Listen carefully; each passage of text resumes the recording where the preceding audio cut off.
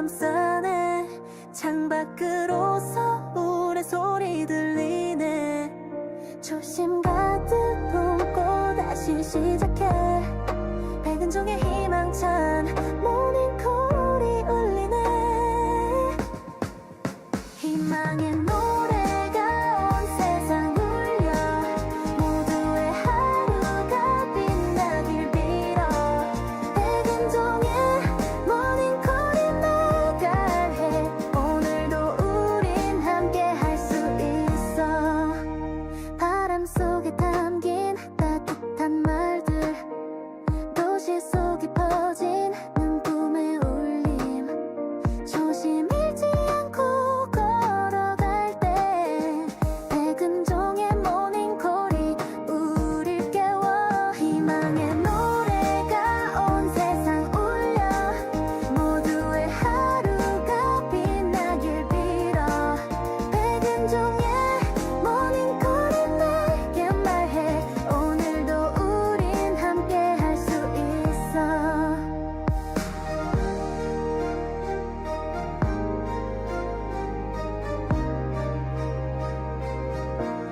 어둠이 지나 밝아오는 아침. 희망이란 빛이 우릴 감싸네. 서울의 소리와 함께 춤추며 조심 잃지 않고 다시 꿈꾸네. 희망의 노래가 온 세상 울려. 모두의 하루가 빛나길 빌어. 밝은 종의 모닝콜이 날게 말해. 오늘도 우린 함께 할 수 있어.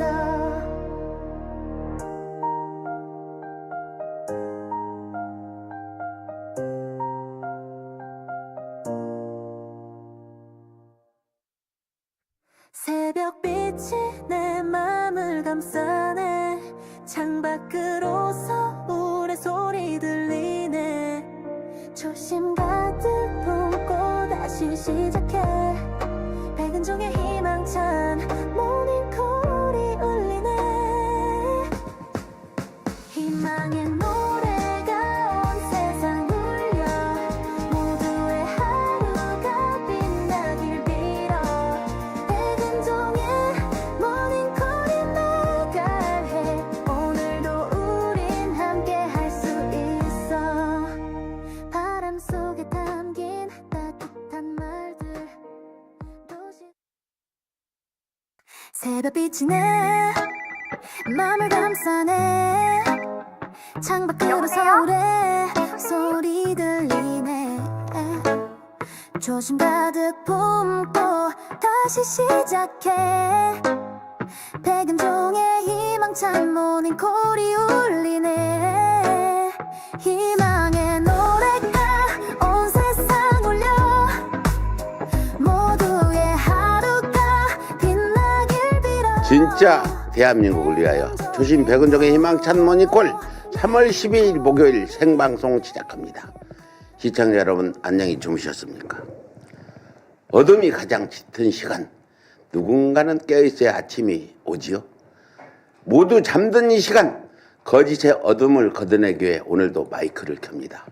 현장이 부르면 어디든 달려가는 발, 권력 앞에서도 꺾이지 않는 목소리, 초신 백은종의 희망찬 모닝콜, 지금부터 잠든 세상을 깨워보겠습니다. 예, 김혜민 대표님. 안녕하세요. 잠든 세상 깨우러 오셨어요? 지금도 깨어나서 네. 지금 댓글 달고 계시는 분들 잠든 계십니다. 세상 좀 깨워보세요. 네. 좀 아침부터 상쾌한 인사 좀 하세요. 네, 안녕하십니까. 네. 저희 지금 이제 댓글을 보니 부산의 소리라는 분이 또 등장을 하셔서 네. 초심 선생님 수고 많으십니다. 네, 이렇게 그래요. 얘기하시는데. 그분은 일찍 깨신 분이네요. 네. 그렇습니다.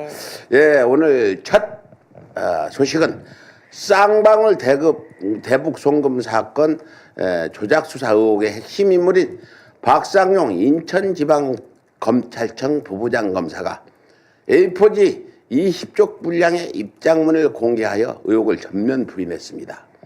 박상용은 강도 납치 살인보다 나쁜 조작 수사를 통해 허위사실로 사람을 법정에 세운 검사라는 누명까지 쓰게 됐다고 반발하면서 자신에 대한 의혹을 제기한 임은정 검사장을 명예훼손 혐의로 고소하겠다고 발표했는데요. 그런데 그자의 입장은 조작 수사 의혹을 해소하기는커녕 오히려 더 많은 의문을 남기고 있다는 지적입니다. 박상용은 평검사가 대북송금 사건 같은 중요한 사건을 조작하는 것은 검찰 시스템상 불가능하다고 강조했는데 바꿔 생각하면 수원지검 또는 검찰 차원의 회유나 압박이 있었던 것 아닌지 의문이 제기됩니다. 또 박상용의 주장대로 대북 송금 사건 수사가 정상적으로 진행됐다면 지난 2월 12일 수원지방법원 형사 제11부는 왜 이중교사를 이유로 김성태 전 회장에 대한 변론을 종결하고 공소를 기각했을까요? 김성태 전 회장의 2023년 검찰 진술조사 분석 결과 수사 과정에서 검찰이 이재명 당시 경기도지사와의 관련성을 묻는 질문을 반복했던 것으로 확인됐습니다. 이는 수원지검이 이재명 대통령 기소를 전제로 사건 관계자들을 압박하고 이 과정에서 사건 관계자들이 이화영 전 평화부지사를 회유하는 데 어떤 역할을 했는지 보여주는 정황이라 분석입니다. 박상용의 20쪽짜리 방방문은 많은 내용을 담고 있지만 의혹 해소를 위한 내용과는 거리가 있어 되려 의문만 키우는 꼴이 됐습니다. 박상용의 거짓말은 이제 그 누군가 톡 건드리면 곧 무너질 모래성이 되었습니다. 김성태를 수발하던 박상용과 박상민 참고인 조사받는 모습을 본 적이 없는데 참고인 출입증을 달고 박상용 검사의 수원지방검찰청 1313호 검사실을 드나드는 모습에 교도관들은 의문을 가졌다. 그들은 외부 커피, 간식, 비싼 도시락 수발을 해왔고 그 수발은 수발을 넘어선 편의 제공이었다. 오마이뉴스의 보도였습니다. 영상 녹화실 테이블에 조서를 올려놓는 테이블이 아닌 먹거리와 식탁이 됐는데 이제 어떡합니까? 커피와 간식, 도시락은 먹었을지언정 연어 술 파티는 없었다고 우기는 사태가 불보듯 뻔합니다. 김용현 대표, 검찰의 악행은 우리가 수십 년간 겪어왔는데 지금도 반성을 못하는 저런 박상용 같은 검사가 있는데 어떻게 생각하세요? 네. 이 박상용 검사를 검색해 보니까 이 사람이 전형적인 경기고 서울대 출신이더라고요. 서울대 법대. 네, 그러니까 윤석열 같은 그런 코스를 밟으면서 소위 말하면 그렇게 우리나라에서 호의호식했던 전형적인 그런 엘리트층 아닌가 생각이 좀 됩니다. 이런 검사들을 저는 철저히 조사하고 제대로 처벌받을 수 있도록 해야 되는 거 아닌가. 왜냐하면 그 당시 연어 술팔티라는 이야기가 왜 나왔냐면은 결국 이화영 부지사를 이재명 대통령하고 엮어서 이재명 대통령을 정치적으로 그런 어떻게 보면 학살하려고 했던 사건이었습니다. 그래서 당시 모든 국민들이 이재명 대통령이 이화영 부지사와 뭔가 관련이 있는 것처럼 생각을 하게 그런 언론 보도도 이뤄졌었거든요. 결국은 이제 이재명 대통령께서도 검찰의 잘못된 수사 행태, 그러니까 사람을 살인하는 거랑 다를 바 없다라고 주장을 하신 바가 있는데 저는 이런 검찰의 잘못된 수사 행태들, 이런 나쁜 그런 잘못된 관행들을 철저히 근절해야 된다. 그게 정치 검찰을 해체하는 길이다라고 생각합니다. 근데 요즘 이제 검찰 개혁 법안, 왜 개혁 법안이라는지 나는 용어부터 달라. 네. 해체 법안이라고 해야 맞지. 네. 검찰을 개혁할 게 아니라 네. 해체를 해야 된다. 네. 그중 검찰이 안기부, 네. 무슨 군인대들 하나의 네. 전두환 이후에 검찰이 30년간 저지른 악행은 익히 우리가 지금 반성으로 들다니고 지금도 반성하냐. 네. 윤석열이 서울대 코스 엘리트, 자기중심적으로만 생각하는 엘리트들이 지금 검사란 말이에요. 네. 지금 그 윤석열 감옥에 가 있어도 한 번 반성한다는 얘기합니까? 박상용이 똑같다는 얘기죠. 네. 그래서 검찰은 해체 법안이 막 개혁 법안이 아니라 검찰 해체 법안 완성시켜야 된다고 강력히 다시 한번 주장하면서 끝날만 하면 또 뭘 또 내놓으라 하고 내가 은행 금고요? 있어야 내놓을 것 아니냐. 이재명한테 돈 줬다고 그런 게 있으면 줬다고 하고 싶다. 북한에 돈 줬다고 하라고 그래? 북한에 줬다고 하는 게 차라리 형량이 싸다고 그래? 김성태 전 회장이 2023년 3월 10일 4월 24일 수원구치소 접견에서 지인에게 한 말입니다. 박상용이라는 검사는 녹취록 짜집기한 허위 보도라 주장하지만 그 녹취의 증거는 법무부 특별점검팀 조사 자료에 고스란히 있습니다. 본인 마음대로 싱싱 내달리던 배에 문제가 생겼다는 사실을 박상용 스스로가 가장 잘 알고 있을 것입니다. 권력의 수장이 되어 진실을 눌러 담으려 할 것이 아니라 이제는 진실을 통해 스스로 수면으로 올라올 것을 엄중히 촉구합니다. 유튜브, 틱톡, 페이스북, 인스타그램, X를 통해 생방송으로 진행되는 멀티플랫폼 서울예술이 초심 백은종의 희망찬 모닝콜, 이제 출연자 모시고 본격적으로 방송 시작하겠습니다. 윤석열 정권의 교육 정책은 한마디로 오락가락, 갈팡질팡 그 자체였습니다. 화가 나고 안타까운 건 교육 공정성이 완전히 무너졌다는 사실입니다. 김건희 학폭 무마 의혹 사건은 또 어떻습니까? 학폭 무마 의혹은 명백한 교육농단이자 위계에 의한 업무 방해입니다. 임태희 교육감은 불의의 방조자였습니다. 임태희 교육감과 해당 학폭위 관계자들을 직권남용 및 위계에 의한 업무 방해 혐의로 경기 남부경찰청에 고발합니다. 저희의 고발을 통해서 이 수사가 진상이 확실하게 밝혀지도록 철저하게 되기를 촉구하고 고발장 제출을 하도록 하겠습니다.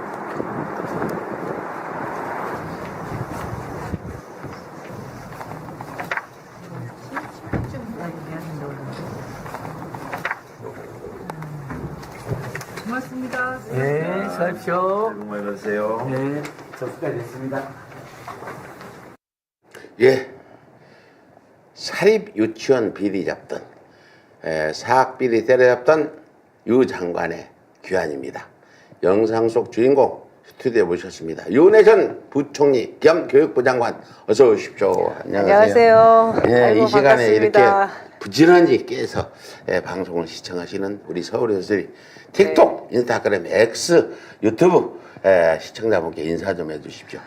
너무 반갑습니다. 이 초심 백은종의 희망찬 모닝콜에서 여러분들께 인사드리게 되어서 저도 이 새벽에 어둠을 뚫고 왔는데요. 정말 새벽빛에 희망을 만들어 가시는 분들이 아닌가, 우리 초심님과 함께 반갑다는 인사를 드립니다. 네. 예. 그 현재의 윤석열 탄핵 결정 전 우리 사회 곳곳에서 윤석열 탄핵을 또 파면을 주장하고 광화문에 모여서 그 밤을 새우고 있을 때 그 중심에 또 교육계가 있었죠. 그 우리 전 장관님께서 지금 경기도 교육감 출마 예비 후보, 네. 예비 후보로 부르는 게 좀 더 각인이 네. 되겠죠. 네. 그 적극적인 목소리를 낸 분 중에 지금 한가운데 서 계신 분이었는데, 절망적이라고 표현했던 그 윤석열의 실제 내란 저질렀을 때 우리 후보자님께서는 어떤 절망감을 느끼고 어떤 생각을 하셨는지, 뭐 여러 가지 교육계에서 활동하신 분이라 다른 분보다 또 생각이 좀 남달랐을 텐데 그 당시에 생각 좀 말씀해 주시죠. 저는 당일날 사실 많은 분들이 이제 이거 가짜 뉴스 아니야? 믿지 않았었잖아요. 네. 그런데 그 장면을 딱 보면서 80년 광주가 떠올랐습니다. 제가 이제 81년도에 대학을 입학했기 때문에 광주는 저의 인생을 바꾼 일이었다 해도 과언이 아닌데요. 20대 학생운동과 민주화운동에 뛰어들게 된 계기였고, 80년 광주가 생각이 나면서 윤석열, 김건희의 여러 가지 행태가 이게 나라를 정말 망하게 하겠구나, 다 그렇게 생각은 했지 않습니까? 예. 그런데 그렇게 불법 계엄이라는 걸 통해서 내란을 할 거라고는 사실 저는 그렇게까지 예상을 못했었던 것 같습니다. 그래서 당일날 그 절망감이라고 하는 거는 그 80년 광주 등 그동안에 우리나라의 민주주의를 지키고 쌓아오기 위해서 얼마나 많은 분들이 희생하고 목숨을 잃고 그랬는데, 어떻게 쌓아온 민주주의인데 이 윤석열이 하루아침에 이렇게 대한민국을 무너지게 하나 하는 그 절망감이 너무나 컸고요. 그리고 이제 그 교육계에서는 사실 윤석열 정부의 모든 분야가 다 나라를 망가뜨리는 일이었지만, 특히 교육에 있어서는 거의 그 과거 태행적인 친일을 미화하고 또 독재를 미화하고 이런 리박스쿨도 있죠. 예, 리박스쿨 같은 그런 일이었기 때문에 정말 다시는 이런 일이 없어야 된다는 그런 다짐이랄까요? 각오랄까요? 이런 네. 것들을 하면서 비상시국 원탁회의를 구성해서 교육계에서 힘을 모으기 시작했죠. 예. 그래요. 지금 뭐 윤석열 내란 당시 고 김근태 우리 전 민주당 상임고문님을 떠올렸다는데 김근태 선생님하고 저는 굉장히 좀 친하게 지냈어요. 잘. 아, 그러셨군요. 제가 조계사에서 농성할 때 어느 추석날 아침에 두 부부가 임근태 여사님이랑 같이 먹을 걸 싸들고 오시기도 아, 하고. 그러셨군요. 그래도 나는 몸이 아파서 지금 못 움직이니까 좀 대신 잘해줘 이런 말씀도 하고 그랬어요. 그 김근태 선생님을 떠오르는 이유가 뭐가 있어요? 저는 김근태 의장님을 만나서 정치를 배우고 시작하게 됐고요. 아, 그렇구나. 예, 그 96년도에 김근태 의장님이 이제 초선 국회의원으로 당선되셨을 때 그 전부터 인연은 있었지만 제가 후원의 사무국장으로 일을 시작했습니다. 아, 후원의 사무국장으로 예. 그러셨구나. 그래서 이제 보좌관을 거쳐서 제가 당의 당직자로 열린우리당 당직자로 이제 당에 처음 들어가서 당직 생활을 했는데요. 그 과정 전체가 민주주의로 삶을 살아오신 김근태 의장님과 함께 했던 과정이었고 그분께 이제 정치를 배웠을 뿐만 아니라 민주주의로 산다는 게 어떤 것인지 그 삶을 또 배웠던 스승이시기도 합니다. 근데 그분이 떠올랐던 건 제가 아까 이제 80년 광주를 떠올렸다고 말씀을 드렸는데 네. 김근태 회장님이 그 전두환 군사 독재 당시에 모진 고문을 겪으면서도 민주주의를 지키기 위해서 정말 목숨을 바쳐서 싸워오신 분인데 80년 광주의 진상을 규명하기 위해서 지금은 뭐 누구나 다 그런 얘기를 하지만 그때는 언론도 통제돼 있었고 아무도 광주의 진실을 이야기하지 못했던 시대에 처음으로 민청년을 이제 만들어서 예, 그렇죠. 광주 그 이제 묘역에 처음으로 가서 공식적으로 참배를 했던 게 민청년 초대 의장인 김근태 의장님이셨습니다.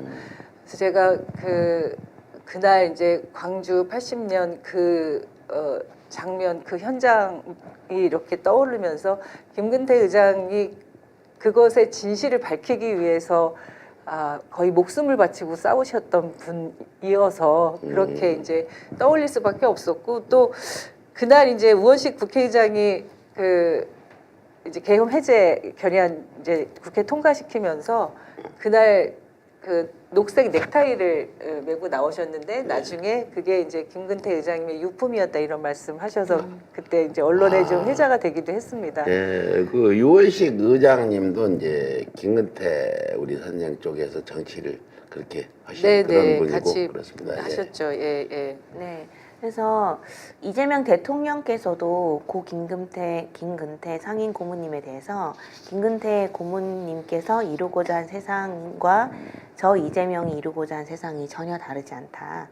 저희 모두가 김근태가 되겠다라고 2021년에 얘기를 하셨다고 합니다. 근데 김근태 전 고문님하고 이재명 대통령의 스타일이 좀 비슷해 보이는 부분도 있고 좀 비슷해 보이지 않는 부분도 있는 것 같은데 네. 좀 개인적으로 두 분 다 아신 것 같은데요. 리더십에서 어떤 공통점과 좀 차이점이 있으실 것 같은지. 네. 네.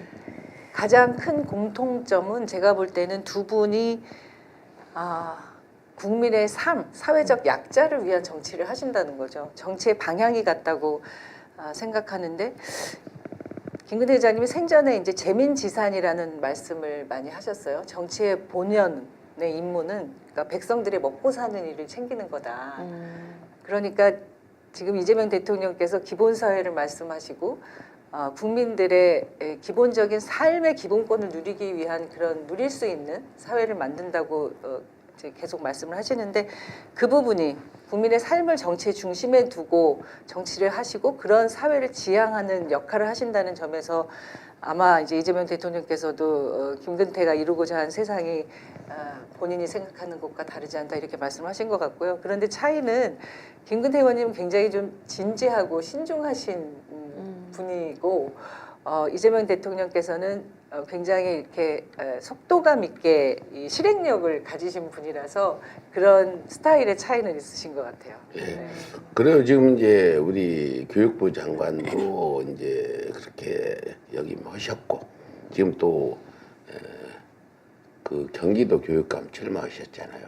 그러면 교육 전문가라고 보실 수 있는데 지금 왜 12.3 내란이 일어났는지 그 사실은 아까 초반에 박상용 검사도 이 얘기 했잖아요. 서울대 출신 엘리트라고.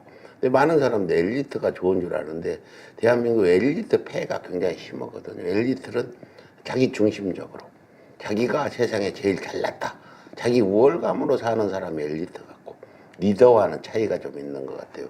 그래서 지금 그런 어떤 내란 속의 수족들이 전부 명문대 출신, 서울대 출신들이고 대한민국에서 공부 잘하면 장땡이다.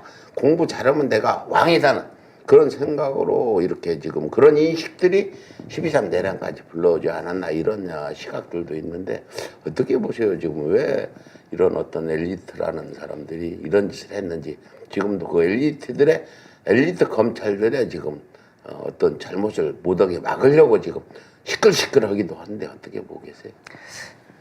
그러니까 이제 역사적으로도 보면 우리가 일제시대에 이제 친일했던 사람들 그리고 군사 쿠데타에 이제 군사가 쿠데타를 통해서 정권을 잡은 그 전두환의 같이 이제 권력을 누렸던 사람들 이런 사람들이 지금까지도 이제 이어져 오고 있는 거 아니겠습니까? 지금 말씀하셨던 엘리트라고 하는 것이 이제 선민의식을 가지고 권력을 잡고 또 부와 권력을 다 잡죠. 그 기득권과 특권을 놓고 싶지 않고 그것을 누리기 위한 자신들만의 그 카르텔을 계속 유지하기 위해서 이런 내란을 또 일으킨 게 아닌가. 말씀하셨듯이 우리 사회가 어떤 경쟁 그리고 입시 위주의 이런 교육 시스템들이 바뀌지 않고 지금까지 이제 오다 보니까 시험을 잘 보면 그래서 명문대를 가면 그리고 그것을 통해서 권력과 지위를 얻으면 그것은 늘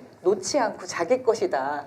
아까 이제 이재명 대통령, 김근태 의장과 같은 분이 국민의 삶을 중심에 놓고 정치를 했다고 하면 김근태 의장도 경기고 서울대에 나왔거든요. 그러니까 명문대를 나온 분이라면 더 훨씬 그런 역할에 대한 이 뭐랄까요, 이제 사회적인 어떤 소명감 또 이런 것들을 가져야지 되는데 지금 이제 윤석열 내란 집단들은 사실은 개인과 그 기득권화되어 있는 특권 세력들의 이 부분을 계속 지키기 위해서 그리고 이 사람들이 생각하는 행태들을 보면은 정말 사람을 약간 계급 사회처럼 보잖아요. 그 수직적인 그런 권위적인 체제 하에서 자기보다 못한 거의 무슨 옛날 계급 사회의 그 신하, 부하 이런 식으로 생각해서 인간을 존중하고 함께 더불어 산다는 그런 의식이 없는. 그래서 저는 윤석열 정권이 들어서서 민주시민교육과가 없어졌습니다. 교육부에. 그리고 임태희 교육감이 들어서서 민주시민교육과가 없어졌거든요.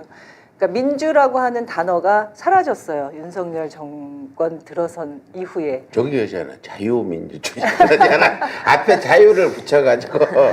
자유를 붙였는데 그게요. 선생님 저기 박근혜 때 그 역사교과서 국정화 할 때 그게 계속 이제 논란이 되지 않았습니까? 이승만도 자유민주주의자고 예. 박정희도 자유민주주의자고 전두환도 자유민주주의자고 요즘 교육이 굉장히 중요하고 지금 그렇지 않아요. 지금 그런데 지금 이제 온 국민들이 현재도 국민의힘은 아직도 윤석열 내란의 그 어떤 사과를 안 하고 있잖아요. 장동혁 대표라는 이 사람은. 그래서 윤석열 정부의 만에 심지어 지금 윤석열 정부의 망령과도 싸우는 것 같아요. 지금 그 어린아이들이 윤석열 윤핵의인 하면서 노무현 대통령 조롱하고 김구 선생을 킬구라고 하고 이런 일베들이 오래전부터 해왔던 안종근 의사를 테러리스트하고 이렇게 조롱하는 이런 상황들에서 우리 후보자님께서 경기교육감 윤의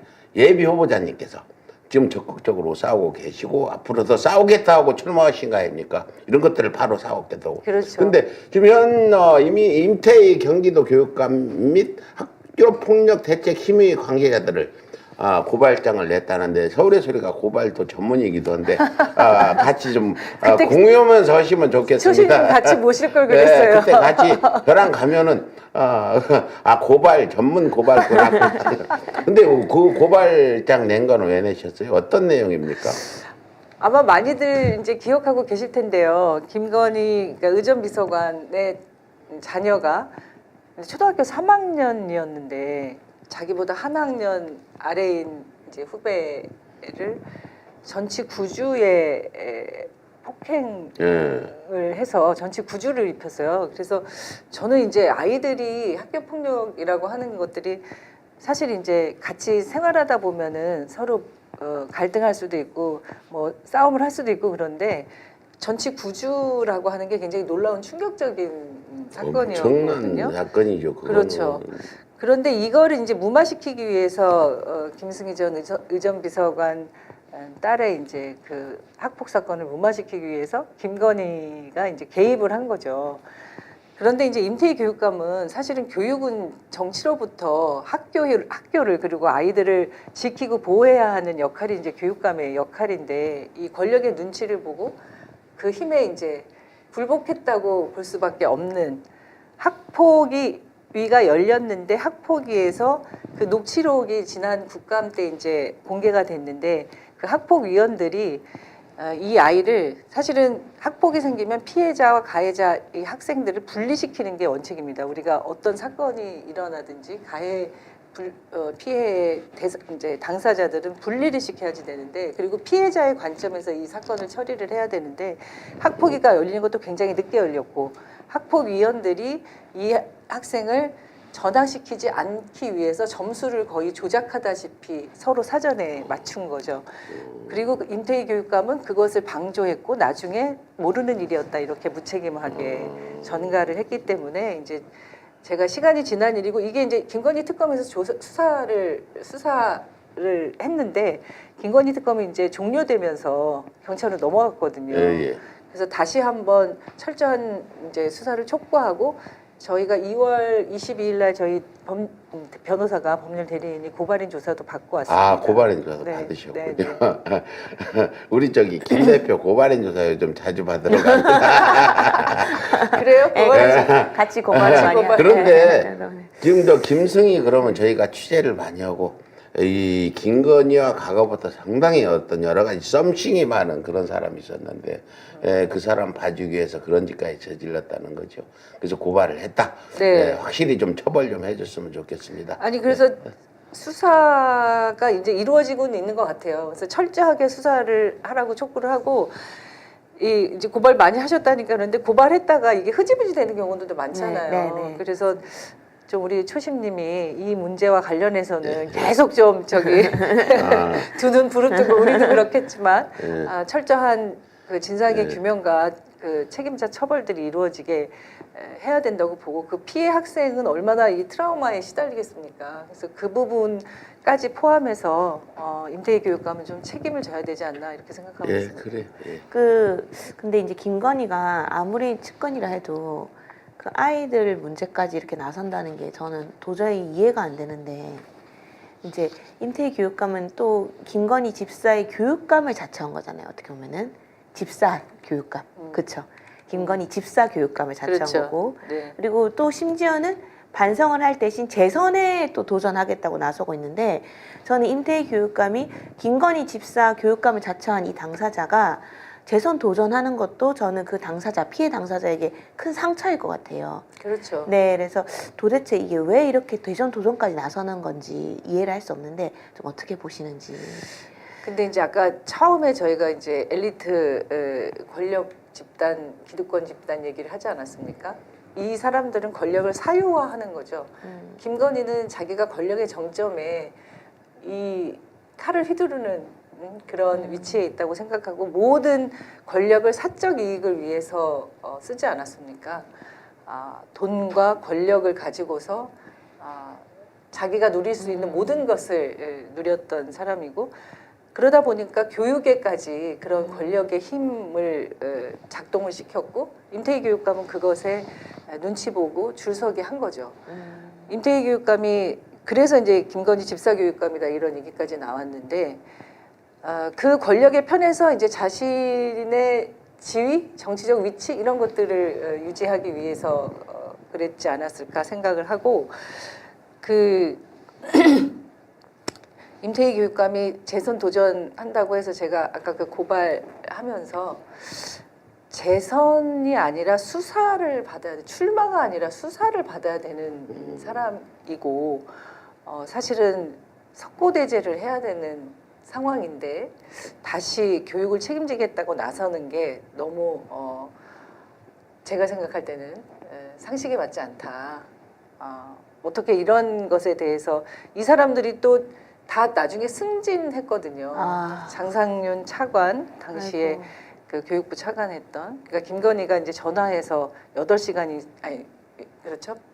8시간이 아니라 8분 이상 네. 8번 이상 전화를 했다는 그 교육부 차관과 또 그 학폭위를 구성하고 운영했던 관계자들이 나중에 이제 승진까지 했다고 하는데 이 부분에 대해서 그렇게 무책임하게 자신은 아무 관계도 없는 것처럼 그렇게 태도를 취하는 것은 정말 교육을 책임지는 교육감으로서는 자격이 없다. 그래서 저는 네. 이제 출마할 것이 아니라 수사를 받아라 이렇게 당일날도 촉구를 했고 지금도 그렇게 다시 한번 강력하게 수사를 받아야 한다고 말씀드리고 싶습니다. 네. 꼭 수사를 받아야 될 것 같습니다.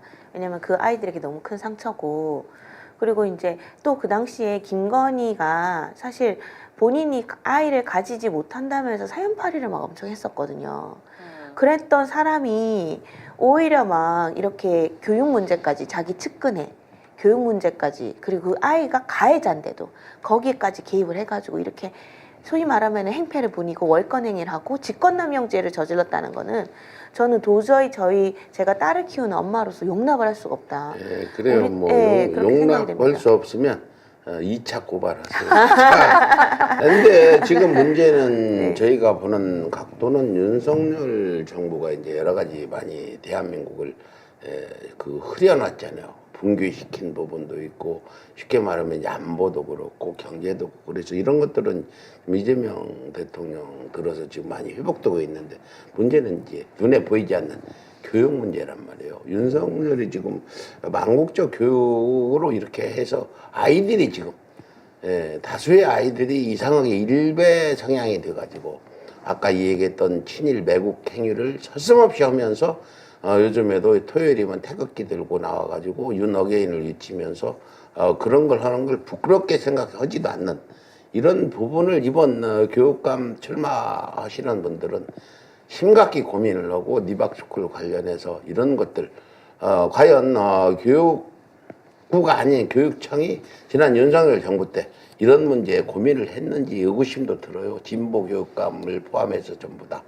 그래서 지금 6.3 지방선거에서는 지금 그 교육감들이 윤석열이 망쳐놓은 교육을 다시 원상 회복하는데 이게 1년에 들 것 같지도 않고 오래 시간이 걸리겠지만 대부분의 교육감님들 질문하면 이걸 교육감이 되겠다 이렇게 도전하는 배경 중에 하나가 윤석열이 망쳐놓은 교육을 바로 세우겠다 이런 말씀들 하시는데 의원의 후보자님께서는 이 부분에 대해서 어떻게 이걸 해야 되는지 좀 대책을 좀 말씀해 주시죠. 네, 말씀하신 대로 윤석열이 망쳐놓은 교육의 이 폐해는 정말 너무 심각합니다. 말씀하셨던 것처럼 우리 아이들이 극단적인 정치적 그 이념화되고 우경화되고 이런 문제들이 현실에서 이제 뭐 도처에서 이렇게 확인이 되고 있어서 그런데 이 리박스쿨 말씀하셔서 그런데 윤석열 정권 들어서서 이제 늘봄학교라는 것을 만들어서 그 늘봄학교에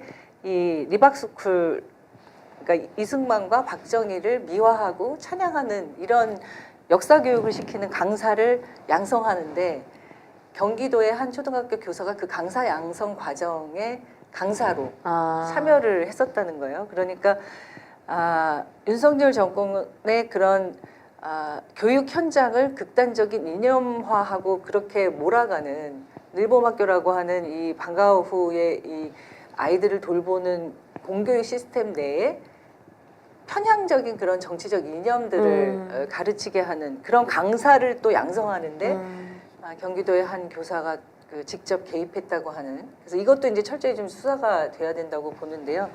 그것은 실제로 그 제가 아까 이제 역사교과서 국정화 말씀드렸는데 친일을 계속 미화하고 독재를 미화하면서 역사를 왜곡하는 거죠. 그래서 첫 번째로 저는 역사 인식을 바로잡는 것이 매우 필요하고, 그래서 제가 교육감이 되면 민주시민 교육과 역사 교육을 반드시 체계적으로 확실하게 해야만 한다. 이거는 정말 필수이다 이렇게 생각하고요. 그리고 이 입시 경쟁이나 아이들이 정말 이 권력을 사적으로 행사해도 아무런 책임감이나 죄의식을 느끼지 못하는 그런 상황으로 몰아간 것이 이 윤석열 정권의 폐해였기 때문에 아이들에게 이 우리가 헌법의 가치, 헌법의 정신, 공동체로 함께 산다는 것의 의미, 이런 것들을 이제 학교 내에서 체계적으로 아이들과 함께 토론도 하고 체험도 하고 하면서 민주 시민으로서의 건강한 그 시민성을 가질 수 있도록 키워야 되지 않을까 이렇게 생각하고 있습니다. 예, 지금 댓글창에 보면 요즘에 이제 뭐 찐명이 아니냐인데 서울에서는 찐명이 아니고 뭐 이재명 개인 이재명 때문에 서울에서가 운영되는 아니고 이재명의 정신, 그 전에 노무현도 노무현 정신을 내가 존중했지 개인 노무현이 아닌 어떤 우리 대통령 노무현 아닌 노무현 정신을 내가 존중했습니다. 여러분들 찐명 뭐 이런 얘기 하지 마시고 이재명 대통령의 정신이 대한민국을 진짜 대한민국으로 만들 수 있도록 응원도 하고 잘못하면 질타도 하는 게 진짜 이재명 대통령을 위하는 길이지 무조건 뭐 다 잘한다 이래서도 안 되고 잘못할 때는 잘못한다 얘기하는 그런 사람들이 난 찐명이라고 보거든요. 과거 우리 역사를 보면 그 좋은 바른 소리만 하던 이런 사람들이 충신이라고 지금 기록되고 그렇지 않고 유자강 같은 간신으로 있는 사람 있죠. 막 무슨 그 우선 좋은 말만 하면서 비나 맞추는 이런 사람이 나는 찐명이라고 보지 않다 이렇게 말씀드리면서 지금 그 아까 말씀하신 중에 하나 더 질문을 드리면요. 네. 지금 문제는 이번 교육감들이 얼마나 막중한 그런 책임을 가지고 교육감을 해야 되는지 윤석열 정부가 없을 때 교육감과 지금 윤석열 정부 3년 겪은 후에 교육감들은 전혀 다른 각도에서 교육 행정을 펼쳐나가야 된다고 보는데 그 부분이 아까도 얘기했던 우리 어린 아이들이 지금 저렇게 문제 정신적인 어떤 여러 가지 문제가 발생하는 부분 또 하나 질문 드릴 건 지금 뭐 우리 아이들이 학교에서 막 윤어게인하고 이런 것들은 불법행위란 말이에요. 윤어게인은 내란을 찬동하는 옛날 조선시대 같으면 윤어게인 그러면 바로 참수당해요. 역적을 옹호한다고 이런 상황을 갖다가 선생님들이 말을 못 하잖아요. 우리 딸도 초등학교 교사인데요. 네. 아니 도적질한 것을 잘했다고 하고 있는 거나 내란 선동을 하는 거나 똑같은데 그걸 선생님이 얘기하면 정치적 중립을 어긴다 해가지고 못 한다는 얘기도 있는데 그 부분 어떻게 보고 계세요? 그래서 지금 그 이제 정치적 기본권을 교사들의 정치적 기본권을 확보하기 위한 입법 논의가 이제 국회에서도 되고 있고 이재명 대통령께서도 이제 대선 시기에 교사들의 정치적 기본권은 보장돼야 된다 이런 말씀도 하셨습니다. 근데 OECD 국가 중에 교사들의 정치적 기본권이 보장되지 않는 나라는 우리 대한민국밖에 없고요. 말씀하셨듯이 정치적 기본권이라고 하는 것은 교사가 시민으로서 당연히 누려야 할 기본적 권리인데 학교 안에서 지금은 정치적 중립이라는 이유로 아무런 발언을 못해요. 아이들이 이렇게 실제로 우리는 헌법적 정신과 이 가치에 어긋나면 선생님이 그것을 이야기해서 할 수 있어야 되는데 이제 지금 그렇지 못하고 있는 현실이라는 말씀이신데 저희가 그래서 이제 교사의 정치 기본권을 보장해야 된다. 특히 정치 기본권 중에 지금 문제가 되는 거는 그 교사들이 학교 방과 후에 이제 학교 밖에서 자기가 SNS에 좋아요를 누른다든지 뭐 정치인에게 후원금을 보낸다든지 이런 행위를 일체 할 수가 없어요. 그래서 그 부분들을 빨리 법적으로 보장돼야지. 저희가 민주시민 교육을 한다고 했을 때 사실은 토론도 해야 되고 양쪽의 어떤 입장들에 대해서 아이들이 판단할 수 있는 그런 판단 능력들을 키우는 과정을 교사가 이제 해야 되는데, 교사들은 아예 아무 말도 정치적인 발언을 하면 저기 선생님 고발해요, 이렇게 지금 학교 현장이 됐다는 거예요. 그래서 그 부분들이 실제로는 빨리 이제 법적인 그런 조건들을 갖춰야 된다는 말씀을 먼저 드리고, 다만 독일에서는 실제로 그 정치 교육이 주 헌법, 주 법에 의무화되어 있거든요. 근데 거기는 이제 보이텔스바흐 협약이라고 해서 정치 교육을 한다는 것이 어떤 선생님이 가지고 있는 개인의 정치적인 입장을 아이들에게 주입식으로 강제적으로 주입시킨다거나 일방적으로 주장한다거나 그렇게 하지 못하게 되어 있어요. 그거는 지켜지는 원칙이고, 당연히 학교 현장에서는 정치적 중립이라는 이름으로 지켜져야 될 가치인데, 우리는 정치적 중립이라고 해놓고, 사실은 제가 굉장히 이제 화가 났었던 거는 윤석열 탄핵 선고하던 날, 그날 그 탄핵 선고의 장면은 아이들에게는 가장 살아있는 역사 교육이고 민주주의 교육인데, 그것을 교육부에서 아이들이 방송으로 생중계를 본다고 했더니 못 보게 했어요. 그러니까 이런 식으로 아이들의 눈과 귀를 막고 학교 현장에서 올바른 정치적 판단을 하고 정치의식을 갖기 위한 교육과정 운영이 불가능하게 해놓은 것은, 우리 아이들이 지금 계속 이제 정치적으로 극단적 우경화, 이제 극단적 이념화되는 이런 결과를 낳게 되는 그런 과정이었다는 거죠. 윤석열 정권 지난 3, 4년이. 그래서 반드시 그 부분은 바로잡아야 되고, 우리가 아직 법으로 교사의 정치기본권이 보장되지 않았다 하더라도 저는 이제 경기도에서 예를 들면 한국형 보이텔스바흐 협약, 경기도형 보이텔스바흐 협약, 그래서 교사들과 또 학부모들이 이제 걱정하는 건 우리 아이들에게 교사가 막 일방적으로 정책 주장하는 거 아니야, 이런 거를 이제 우려를 하시는데, 독일과 같은 방식의 그런 기준을 정하고 아이들이 논쟁하고 토론하면서 자신들의 판단을 스스로 잘 할 수 있도록 하는 그런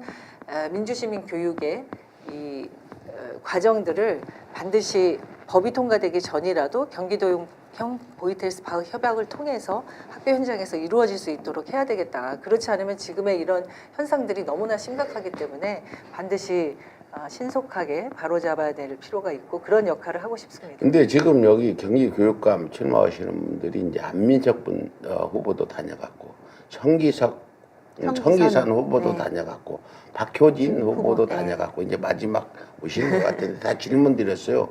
내가 이 얘기는 단도직입적으로 니박스쿨 어떻게 교육감 되면 해결할 거냐. 지난번 내가 서울교육감도 직접 쫓아가서 인터뷰를 했는데, 윤석열 때 이런 일이 있었는데 왜 아무 얘기 안 했냐, 무능해서 그랬냐 아니면 무서워서 그랬냐, 이런 질문도 드렸는데, 다시는 이런 일이 오더라도 교육감들이 이걸 들고 일어나서 아이들이 그렇게 되지 않도록 해달라 지금 강력히 요구를 했는데, 단도직입적으로 이런 어떤 어린 아이들의 이런 매국노화되는 부분, 이 부분이 굉장히 좀 신경 써서 해야 될 부분이다. 다시 한번 강조해서 말씀드리겠습니다. 네. 그리고 이제 아시겠지만 아이들이 이 무방비 상태로 유튜브에 노출돼 있잖아요. 네. 알고리즘을 통해서 아이들이 한번 그것에 노출이 되면 계속 이렇게 이제 편향적인 그런 네. 정보들 앞에 노출이 되기 때문에 스스로 판단할 수 있는 판단력이 없는 상태에서, 특히 어린아이들일수록 계속 반복적으로 그런 것들을 보게 되면은 자기도 모르게 그게 어떤 의미인지 어떤 잘못이 있는지를 모르는 채로 행동하게 되는 경우가 지금 이제 벌어지고 있는 현상이 아닌가 생각합니다. 그래서 그런 시스템들도 아이들이 리터러시 교육을 통해서, 그리고 이 미디어와 또 이제 SNS와 같은, 특히 지금은 또 이제 AI가 급속하게 들어오고 있기 때문에 그런 부분들에 대한 교육 과정 속에서의 판단력과 자기 스스로 생각하는 이런 힘들을 길러주는 게 굉장히 중요하고 필요한 일이라고 생각하고, 말씀하셨던 이런 일들이 벌어지면 가만히 있으면 안 되죠. 네. 네, 그래요.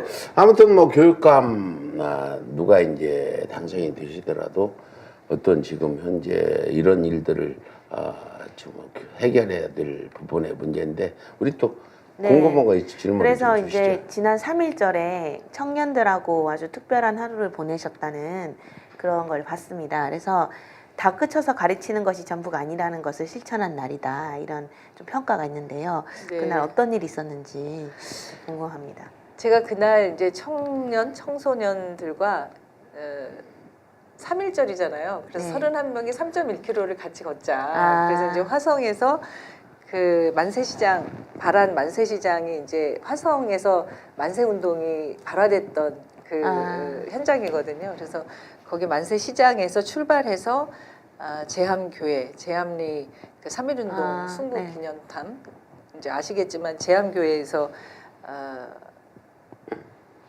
그 마을의 사람들을 그 교회 다 이제 네, 가둬놓고 학살을 예, 네. 하지 않았습니까? 그래서 학살의 현장이죠. 죄 없는 그 지역의 마을 사람들이 다 죽음을 당한 이제 거기서 순국 기념탑에서 우리 선조들의 그런 독립운동 그 뜻과 열정들을 새기고 하면서 이제 화성 독립운동 기념관까지 걸어갔습니다. 그래서 107년 전에 그 우리 선조들의 이 독립을 향한 그런 마음들을 지금 시대를 살고 있는 우리는 어떻게 읽어야 될까? 진관사의 그 배지 있잖아요, 태극기 배지. 네. 그 배지를 제가 이제 진관사 스님이 몇 개 주셔서 그 배지를 이제 참석했던 청년들에게 달아주면서 우리는 역사를 잊은 민족에게 미래는 없다고 하듯이 독립 무장 투쟁의 역사, 정말 평범한 백성들이 나서서 독립을 쟁취하기 위해서 싸웠던 그 기록들을 지금 현재 우리의 삶이 있게 한 선조들이죠. 그래서 그 정신들을 계승하고 특히 이제 지금 윤석열 내란 세력들이 아직도 제대로 처벌되지 않고 있는 이런 상황에서 현재 이 민주주의를 대한민국을 지키기 위한 이런 실천, 함께하는 행동에 같이 하자 이제 이런 마음을 다지면서 태극기를 이렇게 배지를 달아주는. 근데 저희 서울의 소리가 원래 민족의 소리라는 거 아세요? 네. 언제오는 민족의 소리고 이제 지북적인 서울의 소리거든요. 앞으로 이제 성장하면 뭐 여러 가지 저 모스크바의 소리, 북경의 소리 등등 뭐 전부 전국 누가 나는 못하다 그렇게 해줬으면 좋겠다. 민족의 소리고 우리는 민족주의란 말이에요. 피 묻은 태극기도 저는 광복회장한테 이제 무슨 선물로 받은 것도 있고 이런 말씀해 주시니까 좀 감회가 새롭기도 합니다.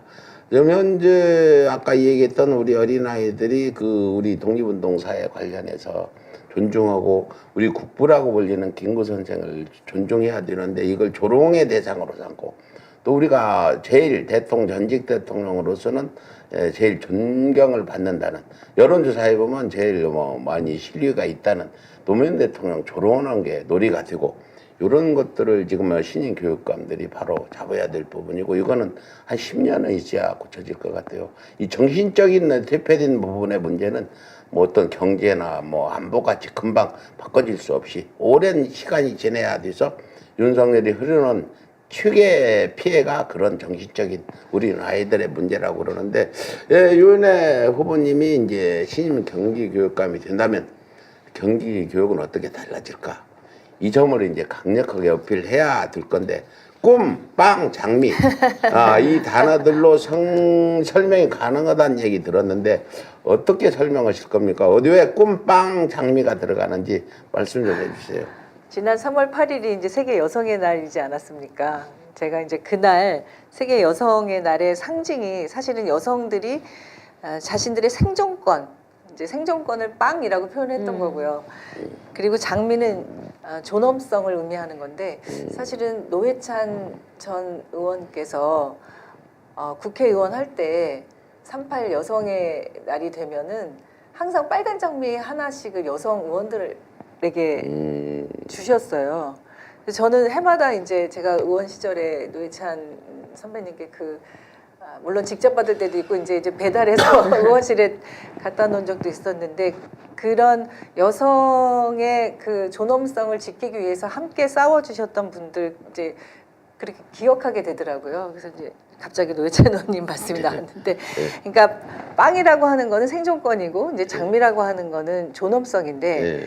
우리는 아이들이 꿈을 갖게 하는 것도 필요하고 중요하지만 그 꿈을 어떻게 지켜나갈 것인가, 그리고 내 빵과 내 장미만이 아니라 다른 사람의 빵과 장미도 함께 지켜갈 것인가, 그런 가치가 우리 아이들에게 필요하고 또 중요하다고 생각합니다. 그래서 그런 건강한 시민으로 길러내는 것이 교육의 역할이고, 윤석열 정권 하에서 너무나 이제 망가지고 무너진 이 교육 현실을 말씀하셨듯이 교육은 뭐 손에 잡히듯이 하루아침에 뭔가 성과가 나다고 하는 게 아니지 않습니까? 아이들이 자라나면서 그런 각각의 속도가 다르지만 어쨌든 조금 시간이 지나야 아이들의 변화나 또 교육의 어떤 성과들이 보여질 수 있기 때문에 시간은 걸리겠지만 그 방향을 분명히 하고 그 방향 속에서 해야 할 역할들을 단호하게 해 나가는 것이 필요하다고 생각합니다. 근데 현실적인 문제 질문 하나 드리겠습니다.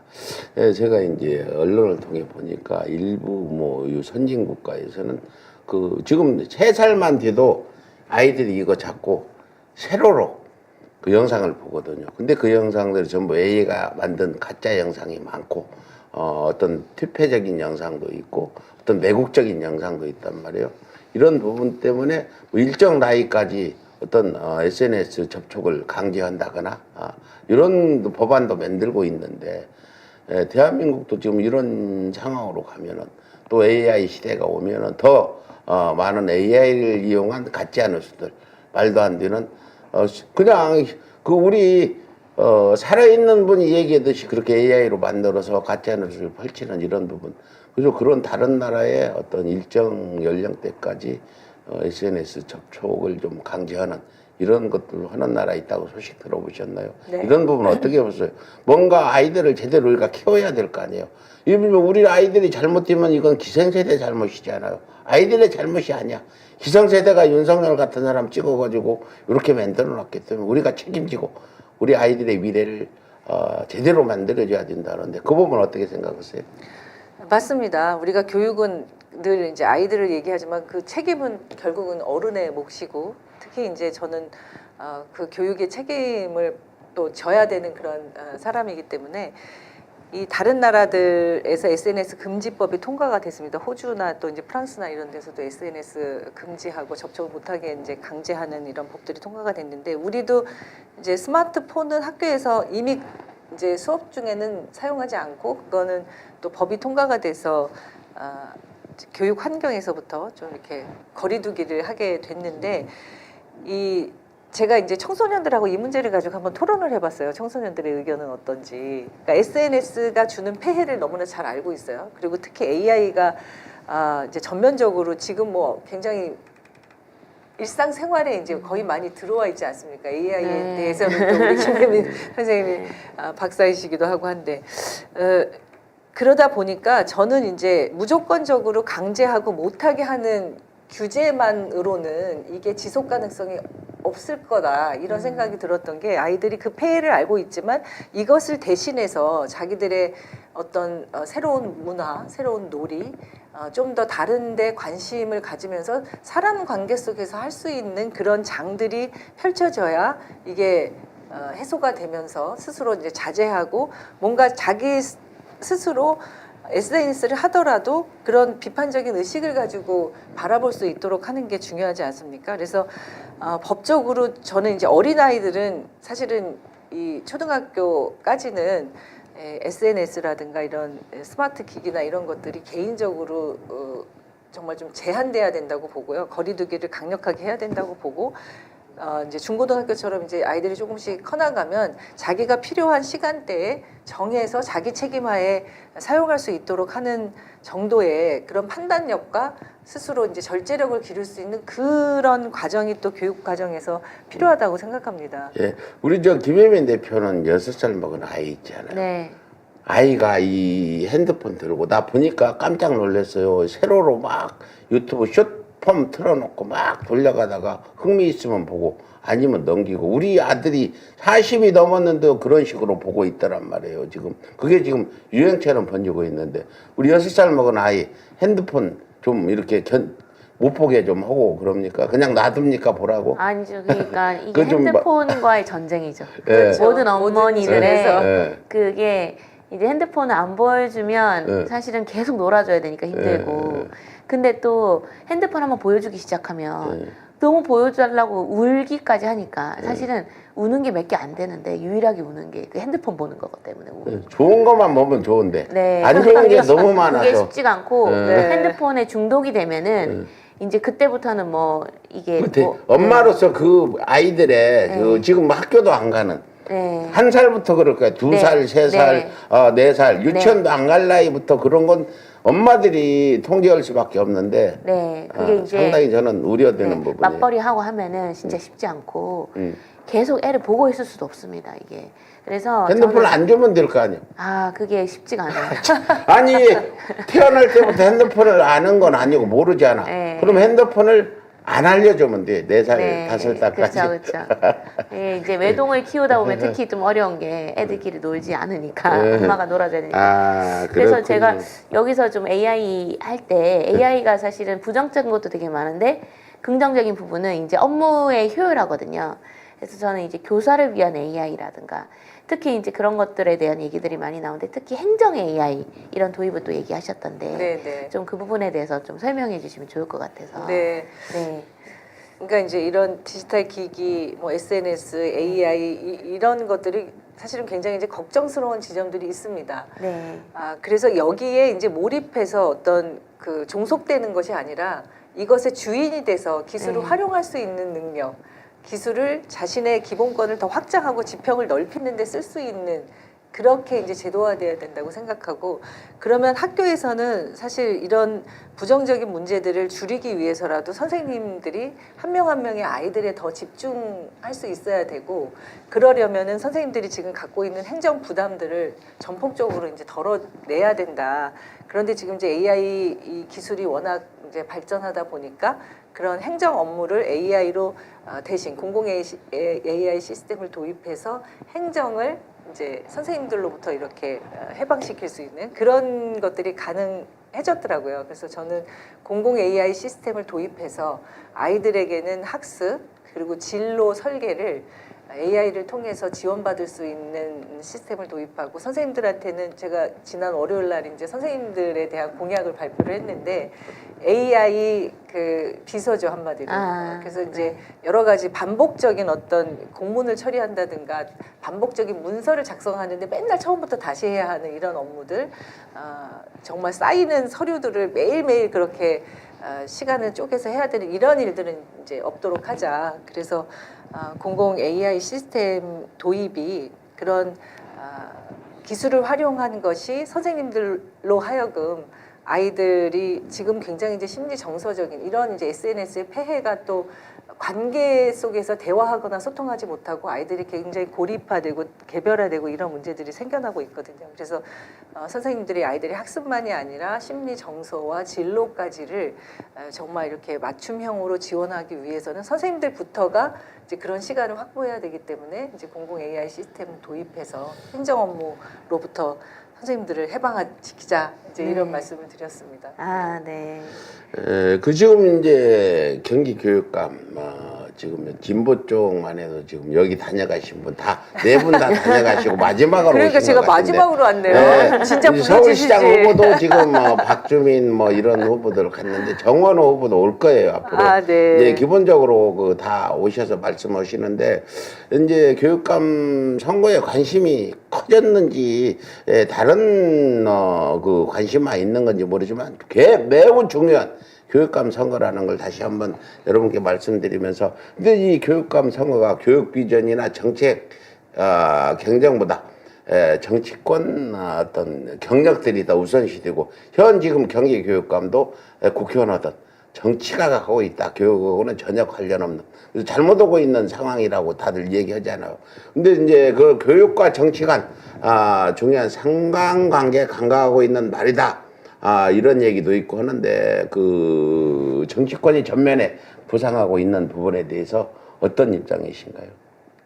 이제 교육감 선거가 정쟁의 대상이 되거나 정치 싸움이 되어서는 안 되죠 분명하게. 그런데 정치인 출신의 이 문제다라고 하는 것은 저는 좀 생각이 다른데요. 그러니까 이 교육 행정이라고 하는 것은 이제 법과 제도, 예산 그리고 경기도는 또 경기도 의회와의 소통과 협력이 필요합니다. 예.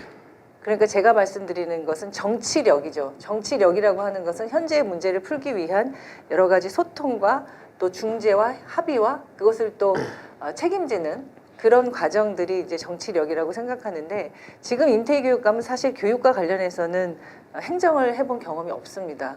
저는 이제 국회의원으로서 정치적 그런 경험들을 했고 그 국회의원을 하면서도 계속 교육 상임위를 했기 때문에 교육과 관련된 법과 정책, 제도를 누구보다 잘 알고 있고 또 교육부 장관으로 3년 7개월을 아직까지는 이제 최장수로 교육부 장관을 3년 하면서 7개월 하셨어요? 예. 나 오늘 그렇게 오래 하신지 몰랐어요. 한 2년 하셨나 이랬는데 교육부 정책은 꿰뚫고 계시겠네요. 그렇죠. 그래서 교육 행정에 사실은 저밖에 이제 그 경험한 분이 안 계십니다. 지금 후보 중에. 그래서 저의 한 10여 년 이상의 그 교육 현장과 또 정책과 행정의 경험이 저는 다른 분들과 대별되는 가장 적임자임을 자부할 수 있는 감히 그런 경력이라고 보고요. 그래서 그런 경험이 정치력으로 경기도의 교육 행정을 책임지는데 훨씬 더 역할할 수 있다 이렇게 근데 생각하고 거기서 있습니다. 더해서 질문 하나 드릴게요. 교육감과 교육부 장관은 어떤 상관관계가 있나요? 서로 정책을 조율하고 예산 관련 등등해서 그럼요. 조율할 필요가 있나요? 전혀 관계는 없나요? 국가교육정책을 책임지는 게 이제 교육부 장관이잖아요. 예. 근데 17개 우리가 시도교육청에 이제 교육감이 있습니다. 예. 제가 장관을 할 때도 교육감님들 이제 교육감 협의회가 있거든요. 항상 조율하죠. 저희가 코로나 시기에 학교 정책 어떻게 할 것인가. 국가 단위에서는 교육부가 입안하지만 이것이 실행되는 단위는 학교 현장이고 그것을 책임지는 사람들은 교육감이기 때문에 국가교육 정책을 구체적으로 현장에서 실행하고 그것을 책임지는 사람이 교육감이잖아요. 그래서 이제 굉장히 적극적으로 협력하고 그렇구나. 또 필요한 부분들은 또 제안해서 교육부나 또 다른 타 이제 부처도 정부에서 이 협조할 수 있도록 계속 요구하고 이렇게 협조적인 관계들을 할 수 있도록 정치력을 또 발휘해야 합니다. 예, 그래요. 최장기 교육부 장관을 역임하신 유은혜 후보님께서 현 지금 이재명 정부의 교육부 장관은 어떻게 보고 계십니까? 갑자기 이렇게 아니 최규진 장관님은 제가 장관할 때 세종교육감을 하셨고요. 그리고 교육감 협의회의 회장을 맡아서 하셨어요. 그래서 제가 코로나 시기에 교육감님들하고 협의할 때 항상 이제 그 회장이셨기 때문에 잘 아시는구나. 예, 적극적으로 제안해 주시고 또 교육부에서 이런 방침들이 코로나 시기는 또 너무 어려웠기 때문에 또 빨리빨리 막 그런 그 감염 상황에서 대응해야 됐기 때문에 그때 이제 온라인 그 시스템들을 도입해서 비대면 수업을 전면적으로 할 때 준비해야 될 게 너무 많았었거든요. 시간도 제한적인 그런 물리적 상황이었고. 근데 그때 교육감님들이랑 거의 뭐 매일 화상회의하고 뭐 필요하면 빨리빨리 전화해서 의사결정하고 할 때 굉장히 협력적으로 일을 해왔던 분이십니다. 우리 손마님이 선생님 교육감은 당 소속이 아닙니다. 알고 있습니다. 사실은 민주당이 교육감 선거에 어떤 후보도 낼 수 있는 그런 게 아니고 이제 시민사회들이 진보 교육감은 그렇게 하고 있는 것 같고 그러나 교육감과 교육부 장관은 서로 협력이 잘 돼야 교육 정책을 제대로 쓸 수 있다. 또 뭐 예산을 타오더라도 교육부 장관하고 협력이 잘 돼야 그 교육청에 많은 예산을 가질 수 있다. 이런 말씀 드리면서 다시 그래서 이제 마지막 질문일 수 있는데요. 단일화한 것 같아요. 그러니까는 임태희가 저는 수사를 받아야 될 대상이 지금 출마한다는 게 너무 황당한데 어쨌든 현역이다 보니까 이 경쟁력이나 이런 것들에 대해서 좀 만만치 않게 봐야 될 것 같고 단일화를 하지 않으면 사실 우리가 분열되면 지잖아요. 그래서 근데 이게 이제 후보 간의 입장이 서로 달라서 난항이라는 언론 보도들이 약간 나오고 있습니다. 그래서 조율이 잘 되고 있는지 궁금합니다. 말씀하셨듯이 저희를 이제 당이 그 관장하는 선거가 아니다 보니까 이제 경기도의 시민사회 단체들 대표들이 모여서 이제 경기교육혁신연대라는 조직을 구성을 해서 거기서 단일화 논의를 하고 있습니다. 4명의 후보가 모두 함께 합의를 해서 이제 서명을 했고요. 여러 가지 이제 단일화 방식이나 시기나 이런 것들을 논의하고 있기 때문에 사실 근데 이제 이게 굉장히 민감할 수밖에 없고 뭐 서로 이견이 있을 수밖에 없는 일이잖아요. 그런데 우리는 본선에서 이기는 게 중요하고 그리고 이겨야만 경기도 교육부터 바꿔서 새로운 대한민국의 교육의 변화들을 실제로 경기도에서 주도해 나갈 수 있겠다. 해서 이제 그런 합의들을 다 후보들이 했기 때문에 어려움이 과정에서는 있을 수밖에 없겠지만 뭐 시간도 별로 길게 남아있지 않고 해서 경기교육혁신연대를 중심으로 단일화 논의가 잘 진행될 거라고 기대하고 있습니다. 네. 예, 요즘 뭐 치열한 단일화 과정에서 지금 뭐 그 경쟁력 잘 알려야 된다는 임상빈님께서 지금 교육감 출신의 교육부 장관 맞습니까? 교육부 장관이 교육감 출신이에요? 아니죠 지금은. 이분이 이제 댓글을 주셨는데 교육부 장관 출신의 교육감 이런 행정과 실행의 콜라보가 기대된다 이런 답글도 주셨는데 아유 고맙습니다. 그래요. 그 어떤 교육부 장관 출신의 교육감 상당히 좀 뭔가 잘 할 것 같은 의미가 들기도 한다 이런 말씀 같은데요. 경기도 교육에서 내란 청산 부분은 교육부청이 내란을 어떻게 청산하냐 이런 어게인 학생들을 그렇게 하지 못하도록 하는 게 나는 내란 청산이라고 보거든요. 그렇죠. 그래서 이런 어떤 이재명 정부의 이재명의 리더십을 구현할 인물 이것도 교육부가 잘해야 이재명 정부 성공도 한 발 앞서지고 빨라지고 확실하게 진짜 대한민국을 만들 수 있을 것 같은데 이런 어떤 이재명 리더십 구현할 인물인지 경기도 교육에서 내란을 청산하는 데 앞장설 것인지 우리 유은혜 후보님께서 여기에 대한 자신감 있는 답을 좀 주십시오. 예, 이재명 대통령께서 대통령 되고 국무회의를 이제 생중계하고 공개하셨잖아요. 저는 이재명 대통령께서 국정 운영의 방향을 국민들과 공유하는 과정이 이 국무회의 공개에서 이루어지고 있지 않나. 그래서 국민들로부터 높은 지지를 받을 수 있는 그런 많은 이유들이 있지만 그리고 대통령 한 번 바뀌었는데 이렇게 나라가 바뀌는구나 하는 그런 체감을 정말 많이 하고 있지 않습니까? 그래서 저는 이제 이재명 대통령이 갖는 기본 사회의 그런 가치와 방향은 기본 교육으로부터 토대가 돼야 된다고 생각하고 그 기본 교육을 가장 잘 경기도에서 할 수 있는 적임자라고 이제 감히 생각하고 있습니다. 제가 이재명 대통령 성남시장하고 경기도 지사를 통해서 행정적인 경험들이 축적이 돼 계신 분이잖아요. 그래서 어떤 실험 없이 바로 대통령이 돼서 인수위도 없었지만 실전을 그냥 곧바로 실전을 그렇게 잘 하실 수 있는 분인 것처럼 제가 가져왔던 교육부 장관으로서의 행정 경험이나 또 국회 교육위원을 재선하면서 했던 그런 경험들이 어떤 실험이나 초기에 발생할 수 있는 이런 시행착오나 이런 것들을 겪지 않고 바로 실전에서 가장 잘할 수 있는 사람이고 이재명 대통령이 지향하는 기본 사회의 철학과 가치를 누구보다도 함께 공감하고 공유하고 있다.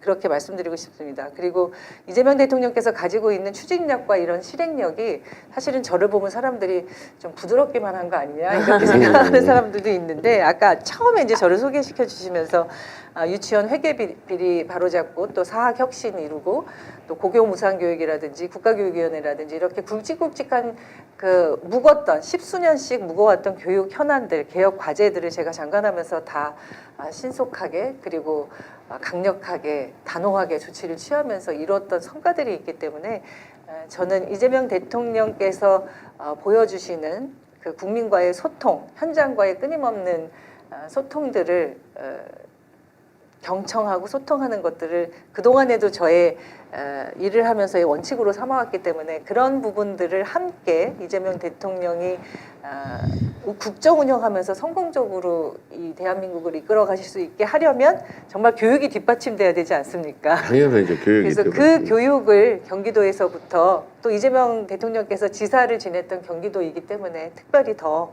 책임감을 갖고 소명의식을 갖고 교육감으로서 역할을 하고 싶다 이렇게 말씀드리겠습니다. 지금 어느 분이 댓글로 AI 시대 교육은 지식을 더 많이 전달하는 게 아니라 지금 생각하는 힘을 키워야 그렇죠. 돼요. 지금 지식은 AI한테 물어보면 다 가르쳐 주거든요. 어떤 지식의 평준화 이런 것들이 AI 시대는 올 것 같기도 하고 저도 AI 엄청 많이 쓰고 있어요. 하루 종일 AI하고 기사도 쓰고 영상도 편집하고 많이 쓰고 있는데 그렇습니다. 근데 시간이 다 됐는데 이제 일단 뭐 어떤 선출직 후보자시잖아요. 네. 하실 말씀이 마지막으로 있을 것 같아요. 유권자를 향해서 경기도 교육감 예비 후보 출마 예비 후보자로서 하실 말씀 하세요. 지금부터 시간 드리겠습니다. 예, 시간 주셔서 고맙습니다. 앞서도 말씀드렸지만 지금 현재 윤석열 임태희 체제로부터 무너져 있는 교육의 현장, 경기 교육의 현실을 다시 바로 세우고 정상화해서 대한민국 교육의 새로운 표준을 만들고 싶습니다.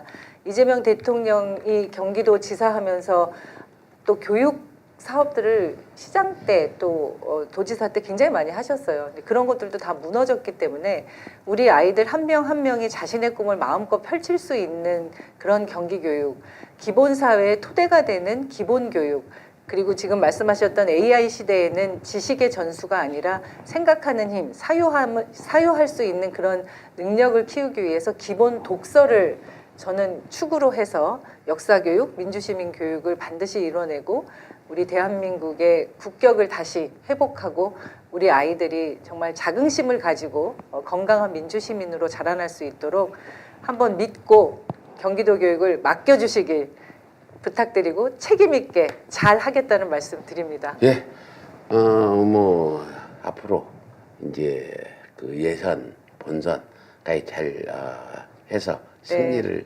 따내시기를 바라면서 2026년 3월 12일 목요일 초심 백은정의 희망찬 모닝콜 우리 유은혜 경기도 교육감 출마 예비 후보자님 모시고 지금 1시간 넘게 방송을 진행했습니다. 초심 백은정 희망찬 모닝콜 이제 마치겠습니다. 오늘 마치는 맺은말 이슈는 그냥 드림입니다. 정부가 먹거리를 필요한 사람에게 특별한 조건을 따지지 않고 무료로 주는 그냥 드림 사업에 이어 공공생리대 시범사업도 추진합니다. 별걸 다 그냥 준다. 인기 영입 정책에 혈세가 녹는다. 노려보는 시선들도 있는데 그렇지 않습니다. 돈이 없어 생리대로 신문지, 휴지, 신발, 깔창까지 썼다는 사연을 봤다. 이 대통령이 성남시장이었던 2016년 고민입니다. 그렇게 저소득 청소년들에게 생리대 구입비가 지원됐고 경기도 지사로 재직하던 2021년엔 경기도 내 모든 청소년으로 넓혀졌고 이제 대통령이 되셨으니 전국으로 확대된 것 보입니다. 설탕, 밀가루, 달걀 등 먹거리 품목부터 생리대와 교복 등 생활 밀착형 품목으로 전반 정책과 감시망을 넓혀가는 국민주권 정부의 노력을 응원하면서 우리 유은혜 후보님께서는 이 부분 굉장히 좀 특별한 부분 같은데 어떻게 보세요? 그냥 드림이 제가 화성시에서 그냥 드림으로 이제 그 아이들 생리대 지원하고 하는 현장에 다녀왔습니다. 그래요? 네. 그리고 이제 그거는 여성 청소년들의 생리대 지원만이 아니라 그 지역의 이제 어르신들이나 또 좀 사회적인 약자분들을 그냥 드림입니다. 정말 먹거리부터 시작해가지고 어떤 뭐 부끄러움이나 어떤 차별이나 이런 것 없이 그냥 편안하게 그 공간에 와서 자신이 필요한 물건들 쓸 쓸 수 있도록 그렇게 만들어 놨거든요. 물건 좀 많이 있던가요? 예, 그리고 이제 기부하시는 분들도 굉장히 많더라고요. 기부하시는 분들. 그러니까 우리가 함께 더불어 행복하게 산다는 게 사실은 아주 작은 것에서부터 나눔이잖아요. 자기가 가지고 있는 것을 서로 함께 나누고.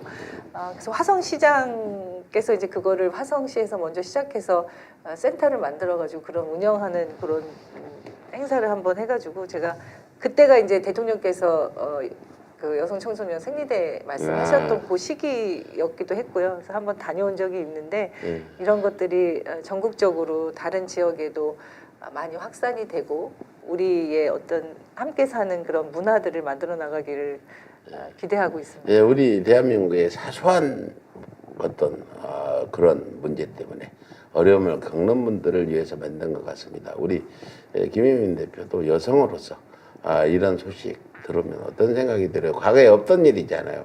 네. 뭐 생리대가 엄청 비싸가지고 이재명 대통령이 국무회의에서 왜 이렇게 비싸냐? 수입해와 해가지고 지금 100원짜리 생리대가 나왔다고. 이거 굉장히 어떤 면에서 큰 어떤 우리 서민들을 위한 거잖아요. 돈 있는 부자들이야 상관없는데 어떻게 보세요? 저도 이제 네. 저도 곧 이제 중학교 고등학교 때 가장 곤혹스러운 게 생리대 문제였어요. 그러니까 이게 갑자기 터지면은 이거 어떻게 해야 되나 이런 것부터 이게 되게 부끄러운 일이고 되게 그런 마음들이 있거든요. 근데 그런 마음들을 사실 헤아리는 문제, 이건 돈의 문제가 떠나서 물론 사실은 이게 용돈도 막 1,000원밖에 안 되고 막 그 당시에는 그랬어요. 용돈이 없는데 이것까지 사야 돼 이런 것도 있었는데 더 그런 거는 그 마음을 헤아려줬다는 게 너무 감사하고 이 정말 갑자기 배고플 때 돈이 없으면 너무 마음이 그렇죠. 서글프고 배고플 때 먹으려 할 거 하나 그리고 주는. 돈이 없는데 막 그 생리대까지 사야 돼 하면 너무 괴롭거든요. 그래서 이런 것들을 좀 많이 헤아려주는 그런 교육감이 되셨으면 좋겠다 이런 생각도 좀 들고 이재명 대통령께서 앞으로 이런 진짜 약자들의 마음을 헤아려주는 그런 대통령으로서 계속 역할을 하셨으면 좋겠다 이런 마음이 있습니다. 예, 그렇습니다. 뭐 두 분 얘기 들어봤는데 이재명 국민주권 정부가 진짜 국민주권을 위한 실질적으로 국민들이 체감할 수 있는 이런 일들이 바로 이 생리대 이런 정책들이잖아요. 이것들이 계속 다른 곳으로 우리 그 사각지대에 있는 분들을 위한 이런 것들 또 장애인을 위한 이런 것들이 계속 확산돼 나가면 좋겠다는 그런 희망을 가지면서 초심 100원 희망찬 모닝콜 오늘 아침도 함께해 주신 여러분 감사 인사드립니다. 내일 아침 5시 더 좋은 소식으로 더 힘이 드는 이야기로 다시 인사드리겠습니다. 새벽 공기처럼 상쾌한 하루, 희망이 넘치는 하루 보내시길 바랍니다. 자, 우리 주먹 쥐고 웃으면서 기분 좋게 마치죠. 하하하. 감사합니다. 고맙습니다.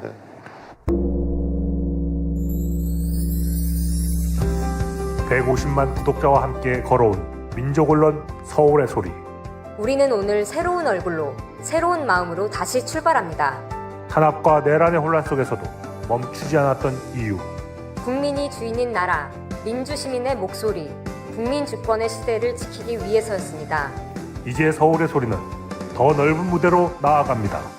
언론을 넘어 영상과 소리, 현장과 기록이 살아 숨쉬는 새로운 멀티미디어 저널로 다시 태어납니다.